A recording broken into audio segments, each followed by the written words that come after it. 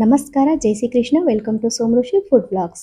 ఈరోజు మన temple blog వచ్చేసి గుజరాత్ అహ్మదాబాద్ ఎస్జీ హైవే వైష్ణోదేవి సర్కిల్లో లొకేటెడ్ అయి ఉన్న శ్రీ మాతా వైష్ణోదేవి తీర్థధామ్ అండి. ఈ టెంపుల్ వచ్చేసి మనకి రైల్వే స్టేషన్ నుంచి 18 కిలోమీటర్స్ మరియు ఎయిర్పోర్ట్ నుంచి 17 కిలోమీటర్స్ దూరంలో ఉంటుంది. అడ్రస్ నేను డిస్క్రిప్షన్ బాక్స్లో మెన్షన్ చేస్తాను, ఒకసారి చెక్ చేసుకోండి. మన ఒరిజినల్ వైష్ణోదేవి టెంపుల్ జమ్ము కట్రాలో ఉంటుందండి. అలాంటి అద్భుతమైన ఒక అనుభవాన్ని మనకు ఇవ్వడానికి అహ్మదాబాద్లో ఈ టెంపుల్ని అద్భుతంగా రూపొందించారు. ఎంట్రన్స్ అనేది ఇలా ఉంటుందండి. టెంపుల్ది చాలా అద్భుతమైన టెంపుల్, ఒకసారి తప్పకుండా మీరు విజిట్ చేయవలసిన టెంపుల్. అమ్మ ఆజ్ఞ లేనిది వైష్ణోదేవి యాత్ర అనేది కంప్లీట్ కాదండి. అంటే తన పిలుపు లేనిది ఆ యాత్ర అనేది మనకి పూర్తవ్వదు.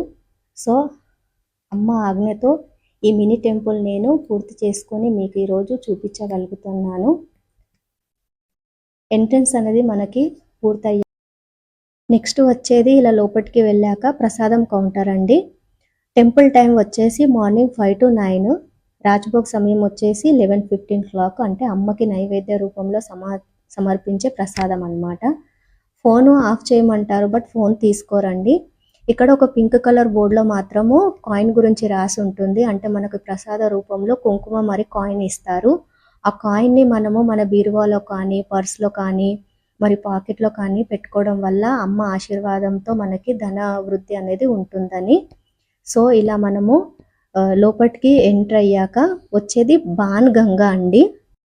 వైష్ణోదేవి త్రికుట పర్వతం వైపుకు ప్రయాణిస్తున్నప్పుడు తనకి దాహం వేయడం వల్ల తన ధనుషు నుంచి బాణాన్ని భూమిపై వేసినప్పుడు అక్కడ ఒక జలధార ప్రకటించిందండి. ఆ జలాన్నే మనము బాన్ గంగా అని అంటాము. వైష్ణోదేవి రత్నాకర్ సాగర్ అనే భక్తుని యొక్క కఠోరమైన తపస్సుతో త్రికుట అనే పేరుతో తన ఇంట్లో జన్మించారండి. చిన్నప్పటి నుంచే ఎన్నో తపస్సులు మరియు విష్ణు ఆరాధనలు చేసేవారు. వైష్ణోదేవి అనే పేరు తన ముందున్న ప్రయాణాలకు వచ్చింది. తన ఈ అద్భుతమైన శక్తి గురించి విన్న భైరవనాథ్ వైష్ణోదేవిని ఒక సాధారణమైన అమ్మాయి అనుకొని తన శక్తులతో వైష్ణోదేవిని గెలవాలి అని అనుకున్నాడు. నెక్స్ట్ వచ్చేసి చరణ్ పాదుక అండి. వైష్ణోదేవి విశ్రాంతి తీసుకున్న స్థలం. ఇక్కడ ఇప్పటికీ వైష్ణోదేవి అడుగుల గుర్తులు కనిపిస్తాయి. ఇది ఒక పవిత్రమైన స్థలం. అఖండ జ్యోత్ జమ్మూ కట్రాలో గుఫలో ఎప్పుడు ఒక పవిత్రమైన జ్యోతి వెలుగుతూ ఉంటుందండి. ఆ జ్యోతి స్వయంగా అమ్మ రూపమే. అక్కడి నుంచి ఈ అఖండ జ్యోతిని తెచ్చి ఇక్కడ స్థాపించారు. ఇలా అఖండ జ్యోత్ కంప్లీట్ అయ్యాక తర్వాత వచ్చేది గర్భ గుఫ అండి. అంటే వైష్ణోదేవి 9 నెలలు ఈ గుఫలో తపస్సు చేశారు. లోపలికి ఇలా మనము ఇలా ఎంట్రన్స్ అయ్యితూ వెళ్ళాలన్నమాట. ఈ ఫీల్ అనేది చాలా బాగుంటుంది. తప్పకుండా మీరు విజిట్ చేయవలసిన టెంపుల్ అండి. ఈ టెంపుల్ అనేది మనకి బిల్విరాయితో నిర్మించారండి, ఒరిజినల్ యొక్క అనుభవం మనకి ఇవ్వడానికి. ఇలా బయటికి వచ్చాక చూడండి, ఇలా గుఫ ఉంటుందన్నమాట. గుఫ నుంచి మనం బయటికి వచ్చాము.